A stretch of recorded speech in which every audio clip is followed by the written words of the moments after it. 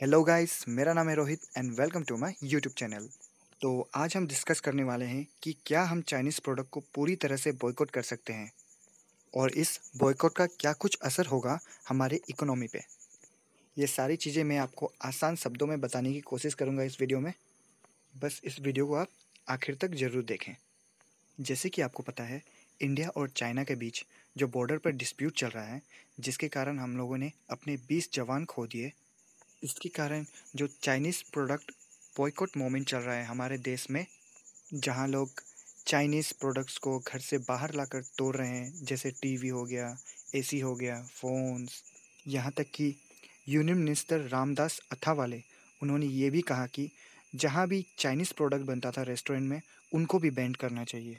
इससे रिलेटेड मैं 3 important point आपको बताने वाला हूँ।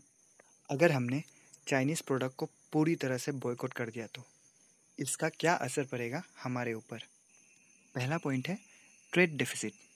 ट्रेड डेफिसिट उसे कहा जाता है जिस देश में इंपोर्ट वैल्यू ज़्यादा होती है in compare to export value. जैसे कि आप इस ग्राफ में देख सकते हो कि भारत 2018 और 19 में 16.7 बिलियन डॉलर का सामान एक्सपोर्ट किया था चाइना को, और 70.3 बिलियन डॉलर का सामान इंपोर्ट कराया था इंडिया में। इससे हमें पता चलता है कि कितना ज़्यादा हम चाइनीज़ प्रोडक्ट यूज़ करते हैं। इस ग्राफ को देखिए, इंडिया में लगभग 50% फ़ोन जो होता है वो चाइना से इंपोर्ट किया जाता है। आपका जैसे वीवो हो गया, एमआई हो गया, लेनोवो हो गया। चलिए, अब चलते हैं हम अपनी दूसरे पॉइंट पर। अगर हम चाइनीज़ प्रोडक्ट को पूरी तरह से बॉयकॉट कर देते हैं तो उन गरीब लोगों का क्या होगा। इस ट्रेड को बंद करने से सबसे ज़्यादा किसी को प्रॉब्लम होगा तो वो है गरीब लोग, क्योंकि वो लोग ज़्यादा महंगे सामान एफर्ट नहीं कर सकते। मान लीजिए अगर हम चाइनीज़ प्रोडक्ट जैसे टीवी हो गया, एसी, फ्रिज, फ़ोन, इन सभी को हम कोई जापानीज़ प्रोडक्ट या फिर इंडियन प्रोडक्ट से रिप्लेस कर देते हैं, तो इससे शायद जो अमीर लोग हैं उन लोगों को तो इतना फ़र्क नहीं पड़ेगा, पर जो गरीब लोग हैं वो कैसे खरीदेंगे इतने दामी चीज़। और बहुत सारे ऐसे इंडियन कंज्यूमर्स हैं जो चाइना से इंटरमीडिएट गुड्स, रॉ मटेरियल्स जैसे कि electric machineries, fertiliser, organic chemicals, जो कि भारत में इंपोर्ट कराया जाता है और उनसे प्रोडक्ट बनाकर लोकल मार्केट्स के लिए और एक्सपोर्ट्स के लिए यूज़ किया जाता है। चलिए, अब हम अपने तीसरे पॉइंट पर आते हैं। क्या इस बॉयकॉट से चाइना को कोई फ़र्क पड़ेगा?